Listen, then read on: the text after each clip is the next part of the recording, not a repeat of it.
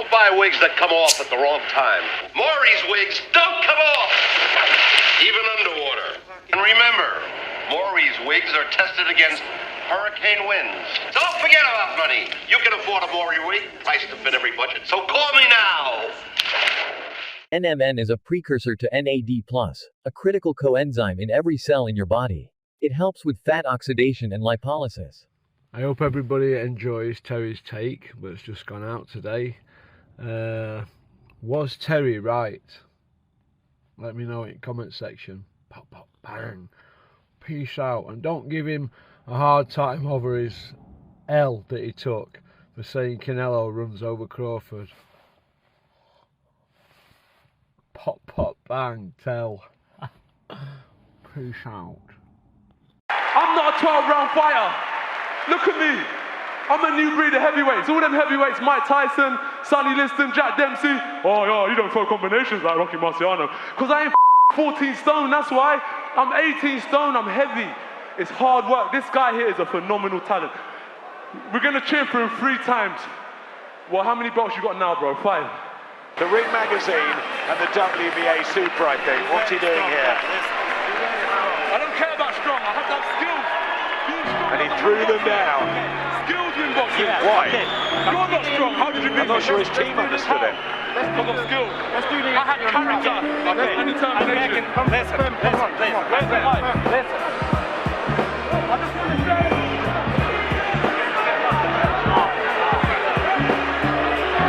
Look, if you knew my story, you would understand the passion. I ain't no amateur boxer from 5 years old. That was an elite prospect from a youth, bro. I was going to jail. I see some tight little youths in Reading jail. I got bail and I started training my ass off. Because if I got sentenced, I wanted to be able to fight. I bust my case. But cousin Benga, where's he at? G14, raise your hand. Hello, and welcome back to the #1 podcast in the sport where, rather belatedly, I've held my hands up and said I was wrong about Canelo Crawford. You know, I ate a lot of crow. I ate a lot of humble pie. Comment sections were through the roof. I'm sure I did great numbers for Porky with people saying, listen, get Terry back on the channel and hold him to account. All that sort of stuff. All good, all brilliant. But, look, you got to be wrong every so often. Because if I was right all the time, then, do you know what I mean? What would be the point? But look, let's be honest. We've now had a couple of weeks of fallout from Canelo Crawford. Maybe not a couple of weeks. It feels like a couple of weeks. And is boxing any richer for that result? The answer is no. Yeah. This is what no one talks about when it comes to boxing. No one talks about the fact that Crawford winnings messed up a lot of downstream money. And I'll explain what I mean by that. Terence Crawford beats Canelo. Brilliant. Okay. Everyone's happy. What happens immediately? They take the belt off him. Why? Because they know there's no money in Crawford.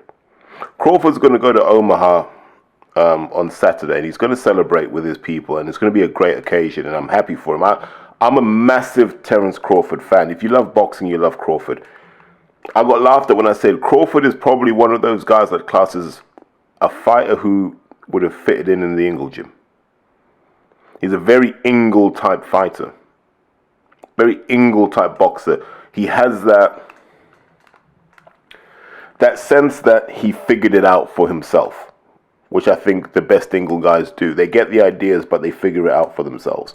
That's why they don't all look the same. And he has that, you know, comfortably switch, can box out of either stance, can adapt, will throw shots that you don't see coming or don't expect. I think Crawford's brilliant.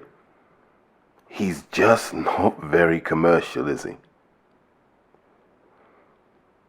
He beats Canelo. He becomes undisputed in 3 different weight classes, and we can talk about that later. But he does that, and the world moves on. I don't think he was helped by the tragic passing of Ricky Hatton, may I add, and to all those who tuned into the previous episode, thank you.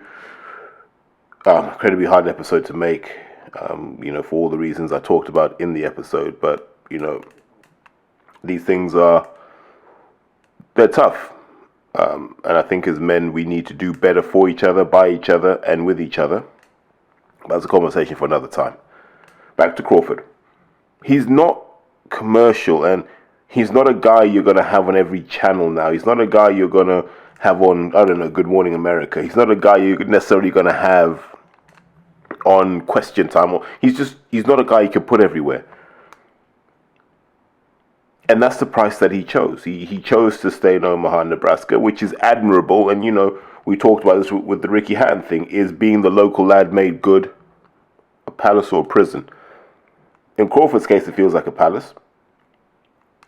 But for us as boxing fans, it feels like a prison. And the reason I say that is he's not close to the major media markets in America, so he doesn't have access to those people. He's not part of that set in a way that, you know, that Mayweather did to move into Vegas. It had him plugged into all the things that mattered when it came to boxing. Mayweather was more than well acquainted with all the right people. So he could be a star. Even despite all of his misdemeanors and jail time, he was still a star. And so Crawford has basically stopped the money train for now. Because we can't think of 3 credible opponents for Terence Crawford.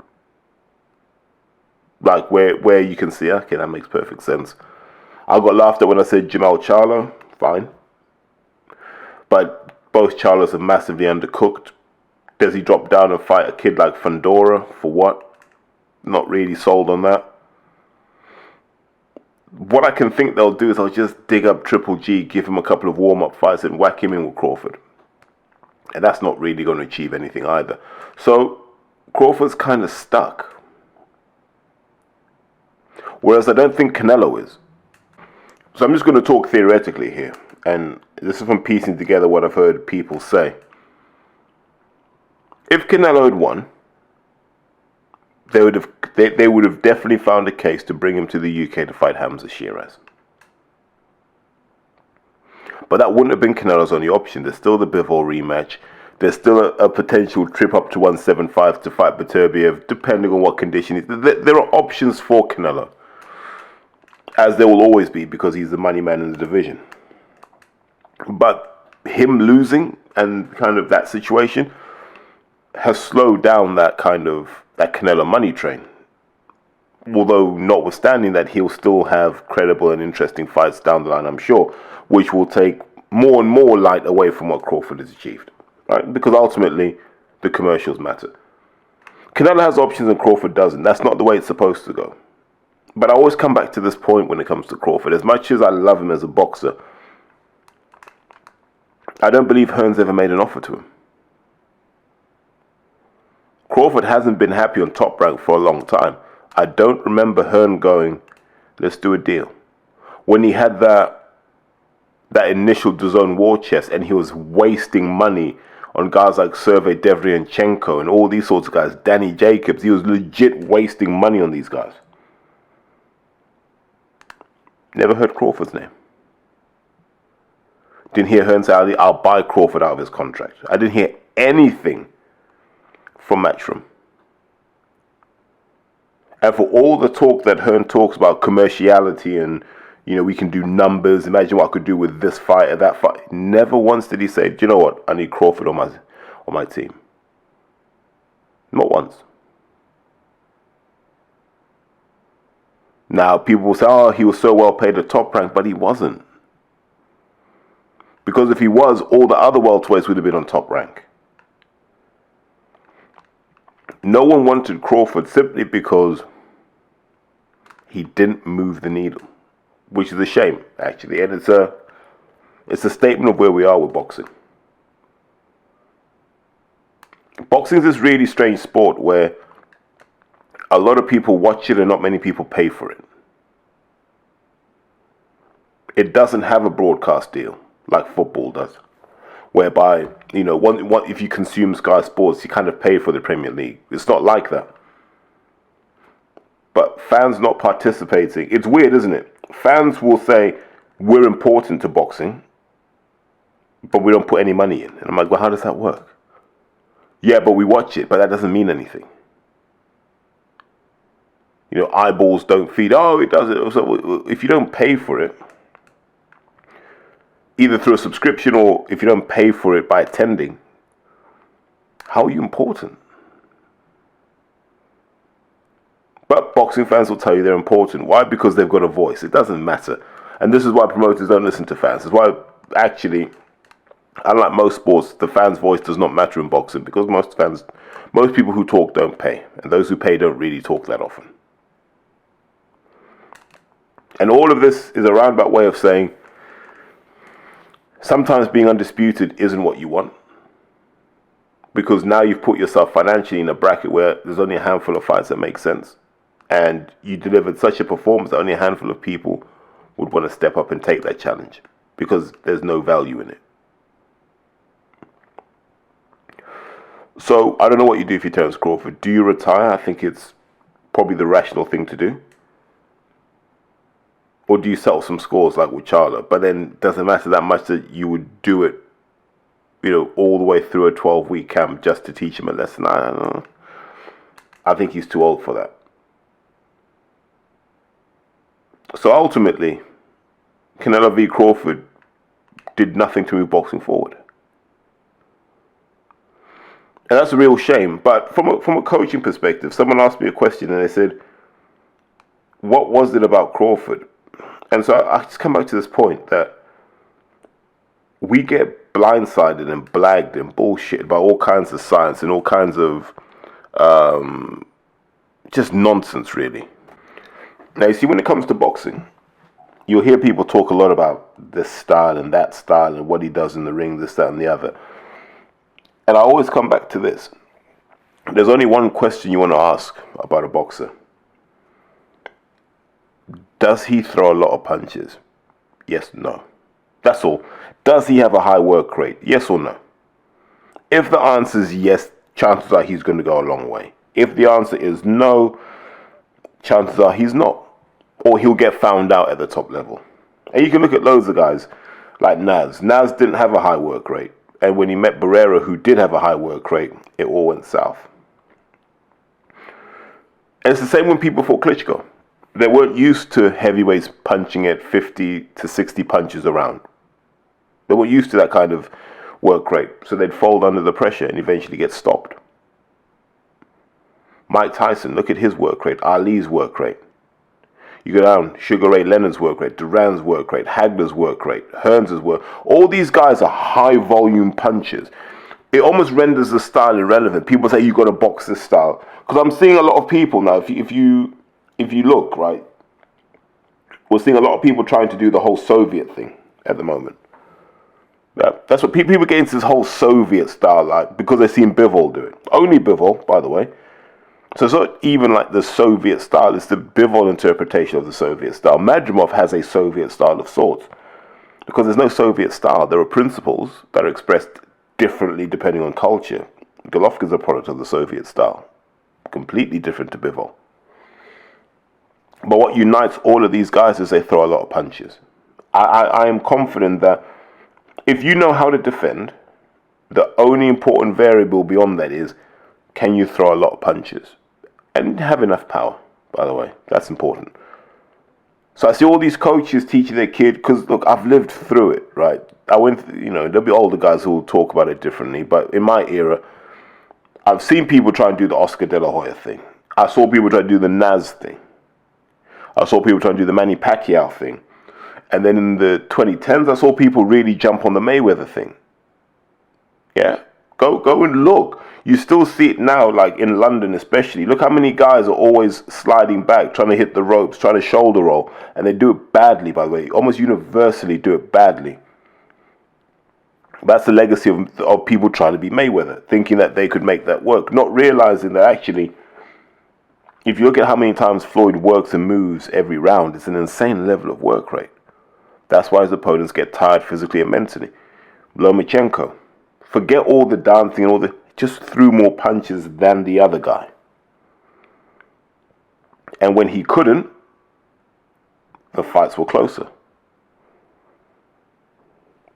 Terence Crawford, same thing. Errol Spence, same thing. Even when Kell Brook was at his best, outworked everyone he fought. Usyk, another example. Anthony Joshua outworked a lot of the guys that he fought. It's not a coincidence. So I tell people, everyone obsesses about style. Like, oh my God, this is the style to beat. It's not. If you can throw more punches than the other guy, you're in the driver's seat when it comes to boxing. And Crawford showed that against Canelo, because it wasn't like Crawford was genius level. He didn't need to be, because Canelo was really relying on his old box of tricks. Kind of the post-Bivol box of tricks. If I can drop him once or twice, the scorecards will just swing in my favor naturally. Now you see, with that bag of tricks that he's got, it can work against other people who are also of low work rate. And the warnings have been coming for a long time, and the Bivol fight was the ultimate warning. And clearly Crawford's team had learned from that and gone, if we just counter him with 3 shots, there's no way he's going to live with us for 12 rounds. And so that was Crawford's job. Yeah, get in, get your shots off, get out. But every time you get your shots off, it's a minimum 3. Knowing that Canelo's only going to come back with 1s, 2s at the most. You know, and the way Canelo neglected his jab is ridiculous. Even against the southpaw, you can still use that jab. There were plenty of opportunities for Canelo to really force it on him. But we didn't see that, which makes me wonder. Do the Reynosos know that Canelo has nothing in his legs now? Do they know that maybe there's a foot thing, a knee thing, a hip thing? I don't know. But he seems infirm, like he's breaking down physically. That's what it looked like. It looked like there was a man in there that was breaking down, and he's 70 fights deep into his career, I think. I wouldn't be surprised if he is. And a lot of those fights are high-profile, high-pressure fights. Maybe the body just doesn't want to go there anymore. It's just not fresh. Maybe he needs a rest. I don't know what it is, but to watch Canelo show up like that and offer such a meek defense of his titles and his legacy was sad to see. But the reality is Canelo's still the money man in boxing. People still want to see him fight somebody. And that person, there's a good chance it's Hamza Shiraz. I don't know what you do. If you're Hamza Shiraz, do you take that fight? Have you seen enough? Do you back your chin? Do you back your defense against that Canelo right hand? That's an interesting question. And it's an interesting dilemma. But in light of his new training setup, he might be reaching a bit. But I don't know. What I would say in summary of that fight is sometimes fights that sound good on Twitter don't make sense in the wider boxing context. I wish Crawford had stayed in the lower weights and just kind of said, look, the Boots fight's the one that makes the most sense. But I get, Netflix put a lot of bread on the table, so you have to take it. But now you're stuck. Unless your plan was to retire off that, then fair enough. But now Crawford's stuck. And that's a lesson for people in boxing. Sometimes what you want isn't what you should ask for. And this is a difference, right? The WWE would never allow a situation like this to happen because they know who draws money. Yeah, they have all the analysis to tell you who draws money, when this wrestler's on, who watches, how many people watch. They already know, so they know who they're going to put the belt on.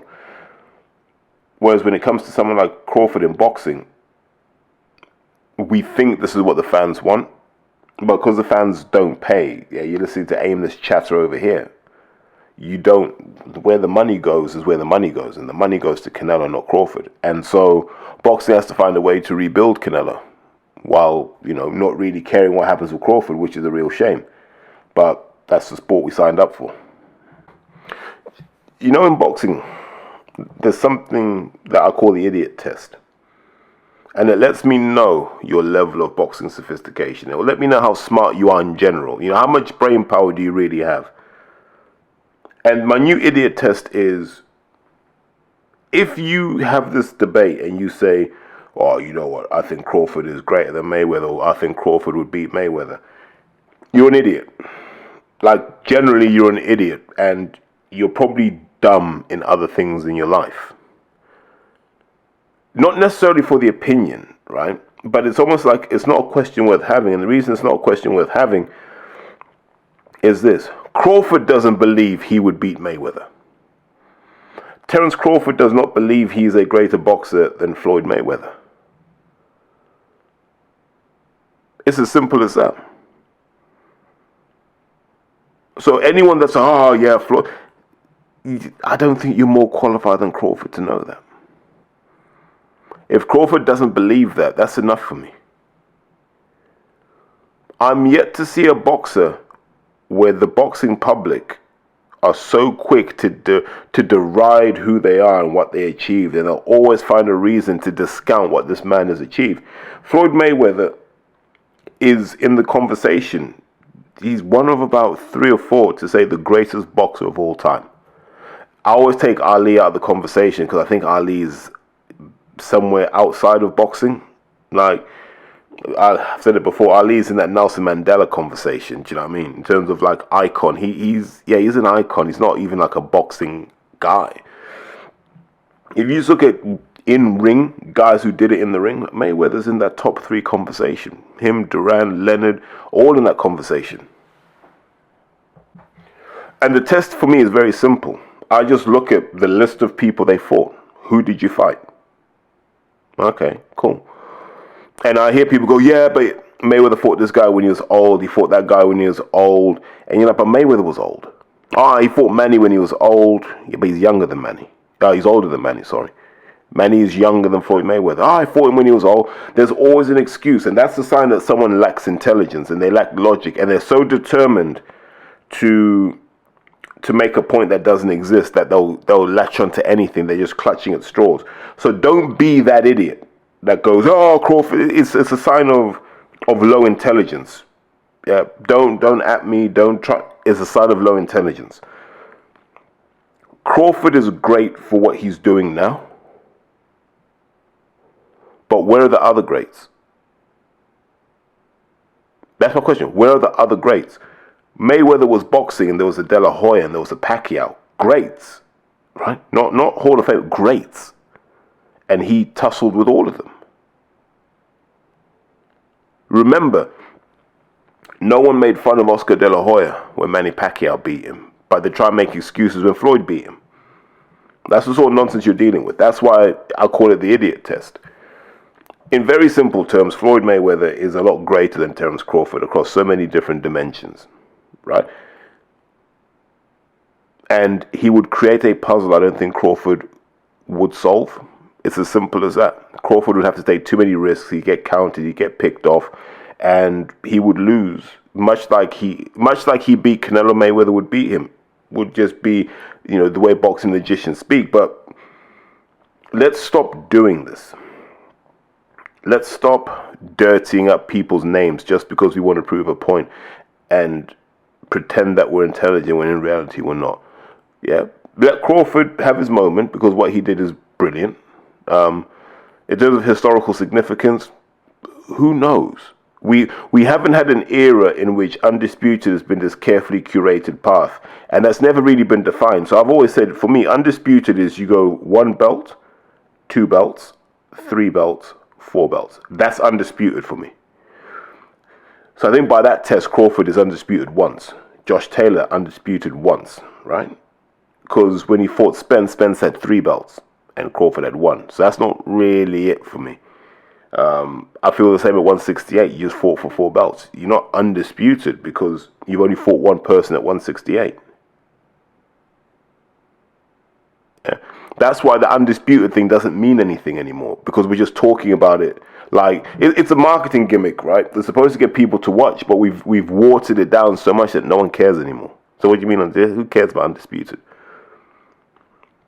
So for me, Crawford he's undisputed once. The same with Charlo went. I think Charlo went 1. Did he go 1 belt, 2 belts, 3 belts, 4? Did he go 1 belt, 2 belt, 4 belt? I don't know which way it is, but I think to be undisputed, you have to have fought for 3 titles. Yeah.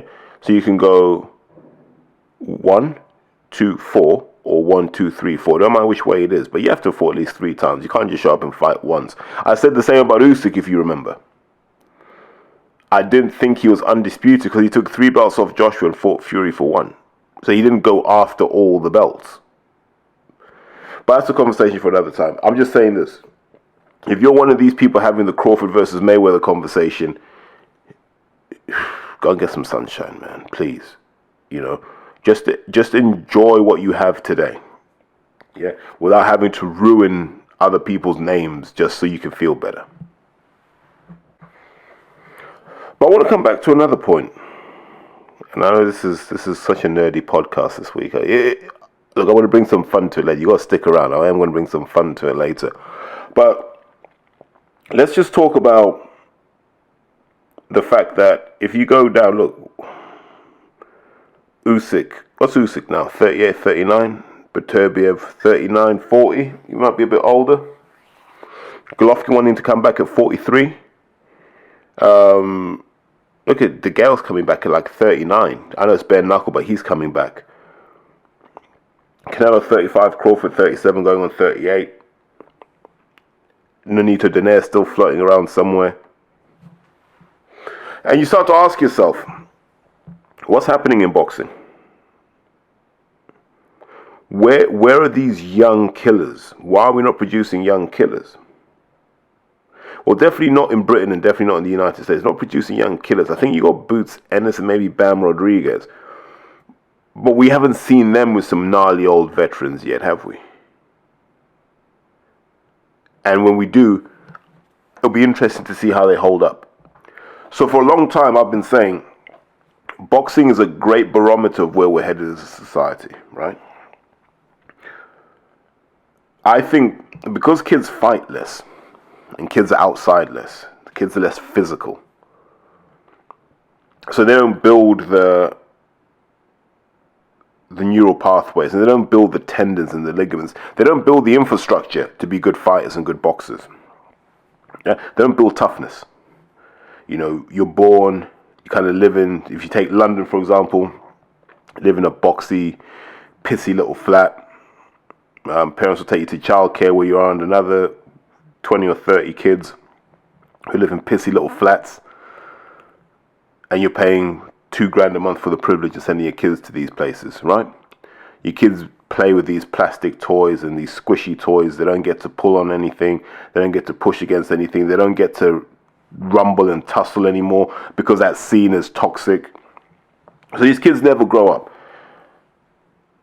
Or, no, it's not that they don't grow up. They don't grow physical.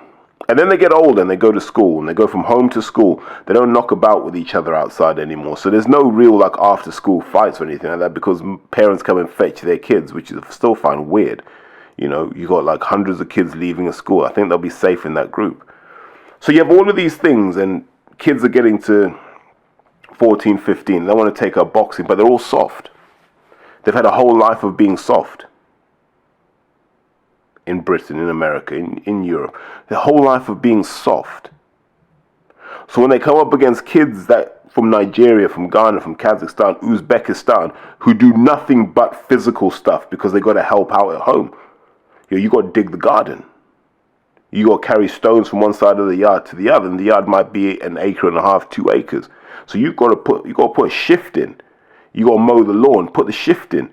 Sometimes you got to pull fruit out the trees. You're working. These young people are working and they grow strong and resilient. You never hear about African fighters pulling out because of hand injuries or anything like that. You know, the injuries we're getting now in boxing are a result of comfort. You never had those problems before. Do you know what I mean? You never had issues like that before. And now all of a sudden we've got these issues around hand injuries and joint stability. And the other thing that's actually messed up boxing, in my opinion, are these scientific twats. You know, you want to do 7.5 reps to really optimize the exercise. And it's like, no. Train till it hurts, then train more. Train till you're sick, then train more. You know, when I was young, that's how you trained. Like if you were in the gym, it was 10 sets of 10 with the heaviest weight you could do for 10 sets of 10. And if you had to hold on to your mate to walk out the gym, so be it. That's how you trained. And what I did is it built physical resilience. I only started getting injured when I stopped doing that sort of stuff. Because I listened to these twats who were like, yeah, just do 5 reps. No, do 3 reps. No, do 1 rep. And that might work for some people. But if it doesn't work for you, you're just holding yourself back. And it's the same in boxing. You got all of this kind of scientific stuff, like, yeah, you want to spar at 11:15. You want to make sure that, you know, your ring has access to west-facing light, or whatever it is, east-facing light, we'll say. And it's become so full of idiots with their scientific theories. Like I always talk about the boxing science mugs and the nonsense they espouse. This stuff may work in a laboratory full of university students, because that's where they test all this stuff on. Like, it's rarely tested on normal people, right? So it might work in a room full of university students who probably play sport, but in the real world it won't work. And so what we've had through all of this is that kids don't go through their youth maxing out. It's very hard to overtrain as a teenager. Like, I'd argue it's almost impossible. You're rarely heavy enough to put your joints under maximum stress. You're rarely busy enough that you don't have time to recover, and you've got enough testosterone running through you that you'll be all good. But when I look at all these things and I look at the kids coming through now in boxing, they're all soft. And they've also been programmed to believe that quitting's okay. So if you see someone quit in the ring, you know they've quit in training. You know they've left reps on the table. You know they've left rounds on the table. And that's why we're seeing the older generation surviving. That's why we're seeing guys like Ronaldo play till they're 40. I don't think Ronaldo could have played at 40 20 years ago. I don't think the game would have allowed him. It would have been too hard for him to do. But now he can, because the game's a lot softer. Same with Messi. If Messi played in the 90s against guys like, I don't even know, David Weatherall. Yeah?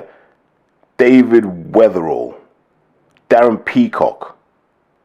Ugo Ehio, you're guys that just launch you into the air for no reason at all. Michael Dewberry. If Messi had to play against guys like, he's not playing till he's 40. None of these guys are playing till they're 40.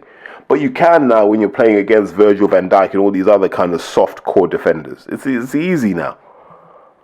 And I think it's the same in boxing. The old heads are like, these kids ain't doing nothing to me. Look at Derek. Derek will happily fight these guys because he knows the beatings he'll take now are not the same as he would have taken 20 years ago. Yeah. So for him, boxing now is like sparring intensity used to be for him. And we don't talk about this enough, but until we fix society, we're going to keep dumbing boxing down. And the more we dumb boxing down, the more we allow outsiders to come into the sport and operate credibly. Look, a great example of this is Tank Davis versus Jake Paul. Right? One count in their records, but supposedly still a professional bout. Make that make sense. And I'm not mad at Gervonta Davis. If that's the biggest payday he can get this year, take it. Right? But Jake Paul could only do this if the gap between what boxing used to be and what it is now has deteriorated so much that they feel confident. I'll give you an example. I don't believe Darren Till would be talking about boxing professionally 10 years ago, 15 years ago. I don't think he would have been. I think it would have been too scary. But what's happened over time is these guys are jumping in with boxers and going, these boxers aren't all that. Why can't I do this? And that's what's happened. And we allowed this. Yeah, we allowed this. How did we allow it? All those times I was saying the board need to be tight on who they give licenses to. No one listened to me. All those times I was saying promoters need to be careful who they sign. No one was listening to me. It just mattered that they could sell 200 tickets, right? Oh, it's a business, I've got to survive. No, it's a sport. It has to survive.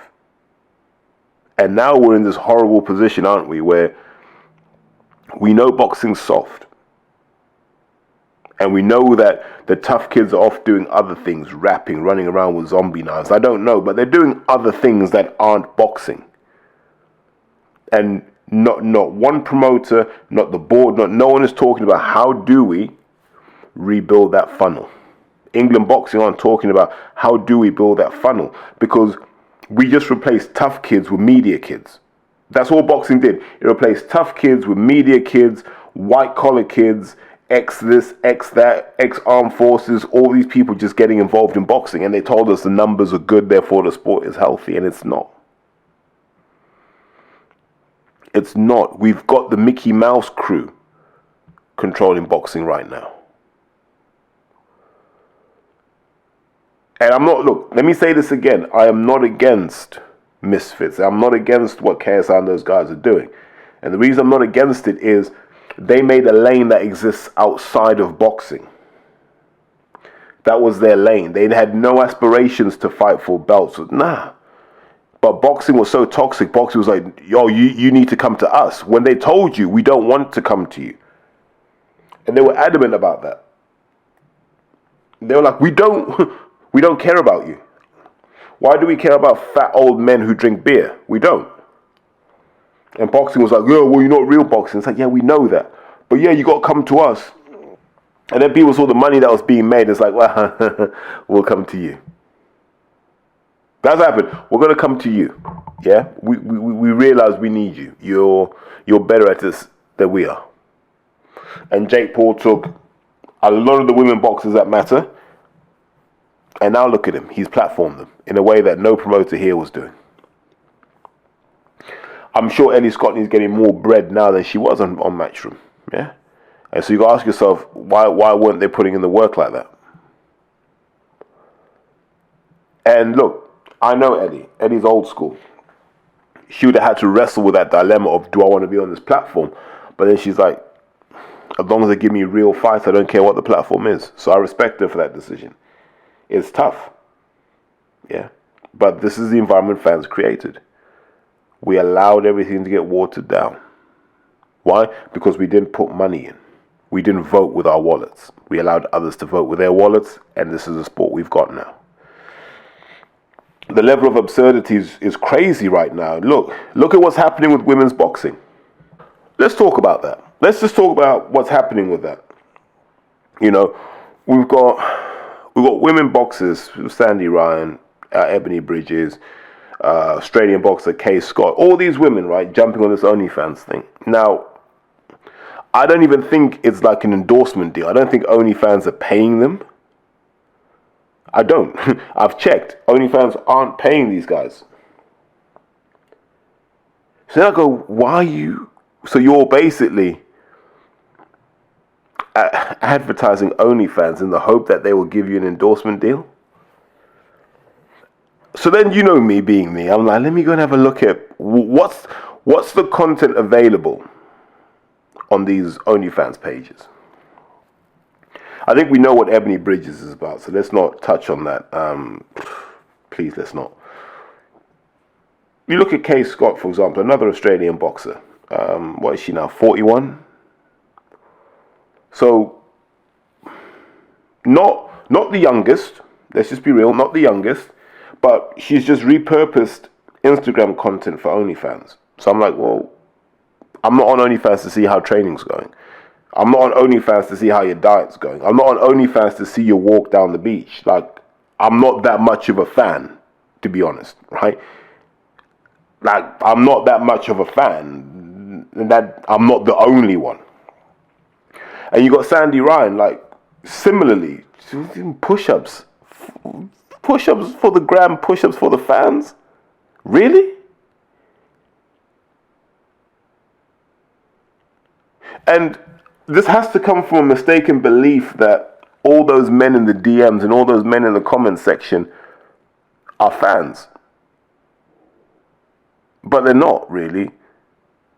And if they are, they don't have the dough to support you. They're the kind of people who will just hit like because there's no effort. And they're gambling that you will look at your likes and see that name at the top of the list and follow them back, which never happens, by the way. Guys, it never happens. Trying to be public in gaining attention from a lot of these women is a waste of your time. But, you know, keep wasting your time. So I'm like, where does this go? And what does this do for the sport? Like, we're meant to be a serious sport, right? A serious sport where people say we put our lives on the line, and then here's a link to the OnlyFans. And they don't even understand how OnlyFans works. Ladies, as cruel as this sounds, OnlyFans works when people get to see the trap door open. Yeah? That's when you get money. As much as your friends would have told you that they don't put anything racy on there, they just put themselves in the gym, they're lying to you. They're lying to you. you followed this pod long enough to know that I've been early on this OnlyFans thing. So I've seen the evolution. I've seen everyone arrive and everyone leave. And everyone arrives thinking they can just put the pictures from their phone on their OnlyFans, right?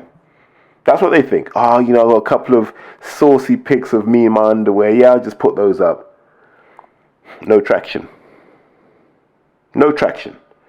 Why? Because millions of other people have tried this, right? And so now you're like, you know, maybe if I bend over while in my lingerie, and he's like, no. And I'm sure someone in the messages will come and say, you got to open the trap door, babe. We've got to see what lies beneath. And remember, these are boxers. You know, me seeing Sandy Ryan do push-ups, I can go to her gym and see her do push-ups. Me seeing Sandy Ryan in a bikini, what does she weigh in? Like, she weighs in like that. You're showing me weigh-in content for $9.99 a month. That doesn't make any sense. You're taking me for an idiot. You have to open the trap door. You have to lift the curtains.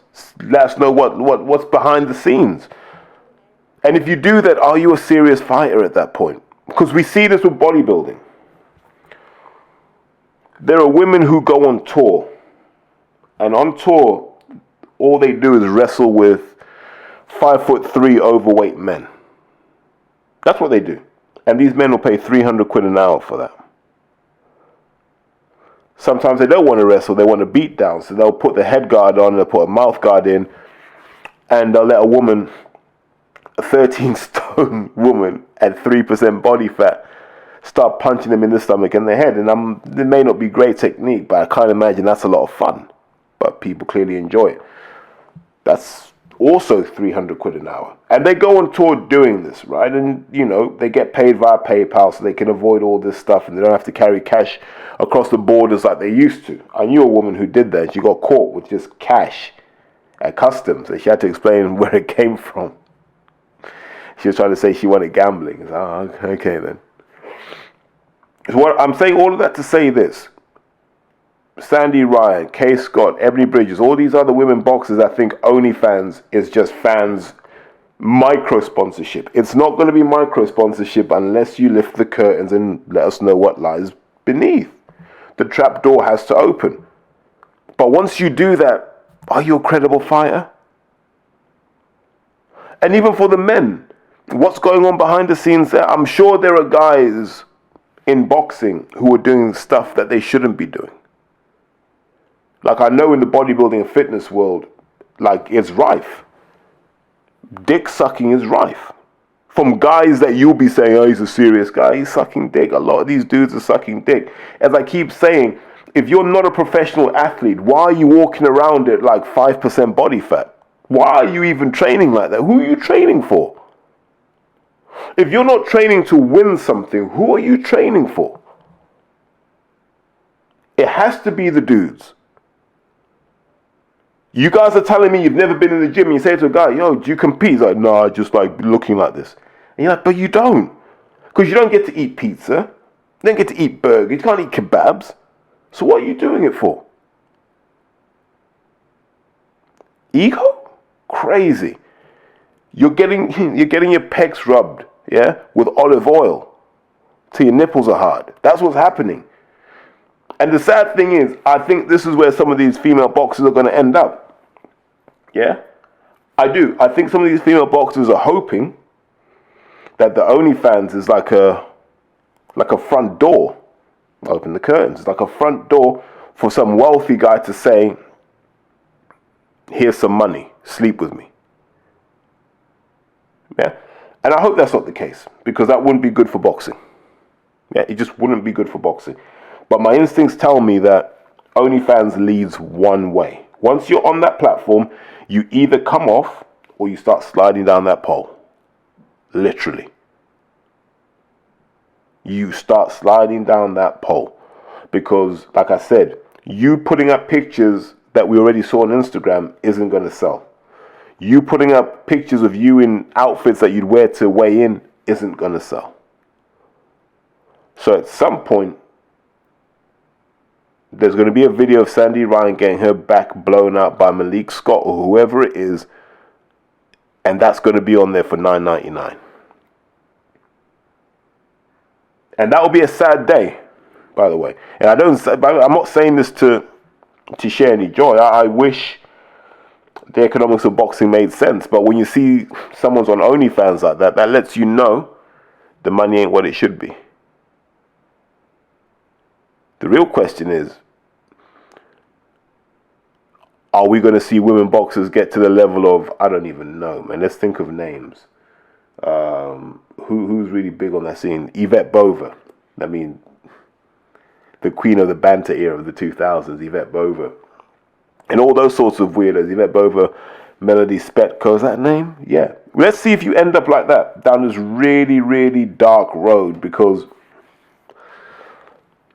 if you're really chasing that money on OnlyFans, it comes one way. And it's definitely not by being super skinny and at 3% body fat, because like dudes ain't really paying $9.99 for that. Curtains have to open, trapdoors must be opened, man, and the truth must be revealed for $9.99 a month. And that hurts me. And the reason it hurts me is boxing is a place where women should feel safe. And if we're doing this already, we're setting a very bad tone and we're sending a very wrong message out to boxing. Like, we're not far into realizing Mickey Driscoll's been convicted for sexual assault. Now, look, I don't know who the victim is, right? So I don't want to say too much. But when an England boxing coach is allegedly telling someone, I'm an England boxing coach, therefore you should find me attractive, that's a worry.